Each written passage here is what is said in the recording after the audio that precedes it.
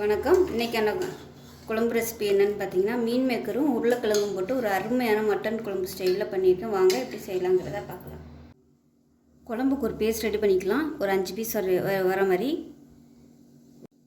குழம்புக்கு ஃபஸ்ட்டு ஒரு paste ready பண்ணிக்கலாம். ஒரு 5-6 பீஸ் வர மாதிரி. பெரிய வெங்காயம் வந்து பீஸ் பீஸாக கட் பண்ணியிருக்கேன். இதுக்கு பதிலாக சின்ன வெங்காயம் எடுத்திங்கனாலும் நல்லாயிருக்கும். சின்ன வெங்காயம் இருந்துச்சுன்னா ஒரு 10 எடுத்துக்கோங்க.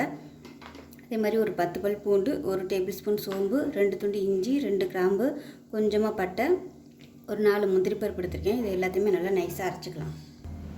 ஒரு சூடானதும் எண்ணெய் சேர்த்துக்கலாம். எண்ணெய் சூடானதும் ஒரு கல்பாசி, ஒரு பிரியாணி இலை சேர்த்துக்கலாம். 1 டீஸ்பூன் போல் சோம்பு சேர்த்துக்கலாம். கருவேப்பிலை சேர்த்துக்கலாம். நீளமான இருக்குன்னா பெரிய வெங்காயம் சேர்த்துக்கலாம்.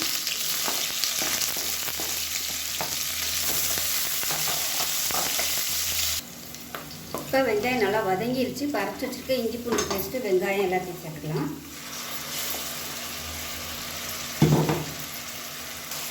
இப்போ இந்த வெங்காயத்தோட பச்சை வாசனை போகிற அளவுக்கு வதக்கி விட்டுக்கலாம். கலர் வந்து நல்லா மாறணும். மீடியமான ஃப்ளேமில் இருக்கணும். இப்போ எல்லாமே நல்லா வதங்கிருச்சு. தேவையான அளவுக்கு குழம்புத்தூள் சேர்த்துக்கலாம்.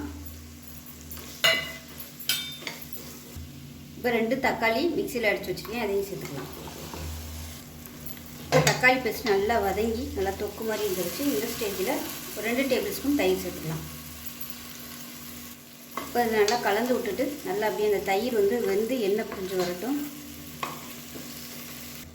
இப்போ பாருங்கள், எல்லாமே நல்லா வதங்கி அப்படியே எண்ணெய் கசிஞ்சு வருது பாருங்கள். இந்த ஸ்டேஜில் ஒரு உருளைக்கிழங்கு வேக விட்டு எடுத்து வச்சுருக்கேன், அதை கட் பண்ணி வச்சுருக்கேன், அதை சேர்த்துக்கலாம். அதே மாதிரி மீன் மேக்கர் பார்த்திங்கன்னா ஒரு 150 கிராம் அளவுக்கு சுடுதண்ணியில் உப்பு போட்டு நல்லா வேக விட்டு தண்ணியெல்லாம் புளிஞ்சிட்டு எடுத்து வச்சுருக்கேன், அதையும் சேர்த்துக்கலாம். இப்போ நல்லா மிக்ஸ் பண்ணிட்டு உப்பு கொஞ்சமாக சேர்த்துக்கலாம். இப்போ இது எல்லாத்தையும் நல்லா வதக்கியாச்சு. குழம்புக்கு தேவையான தண்ணி சேர்த்துக்கலாம். சேர்த்துட்டு மூடி வச்சிடலாம். அதை மூடி வச்சிடலாம். மூடி வச்சுட்டு நல்லா ஒரு 3 விசில் விட்டுட்டு ஸ்டீம் போனதுக்கப்புறம் பார்க்கலாம். இப்போ பாருங்கள், குழம்பு சூப்பராக ரெடி ஆயிடுச்சு. இது சூடாக இருக்கையில் கொஞ்சம் தண்ணியாட்டம் தான் இருக்கும். நேரம் ஆக ஆக அந்த குழம்பு எல்லாத்தையுமே இந்த சோயா சங்க்ஸ் வந்து உள்ளே எடுத்துட்டு நல்லா சூப்பராக கெட்டியாக வந்துடும். இதில் உப்பு போட்டால் நீங்கள் தேங்காய் சோம்பு அரைச்சி ஊற்றிக்கலாம். அவ்வளோதான், அருமையான குழம்பு ரெடி ஆயிடுச்சு.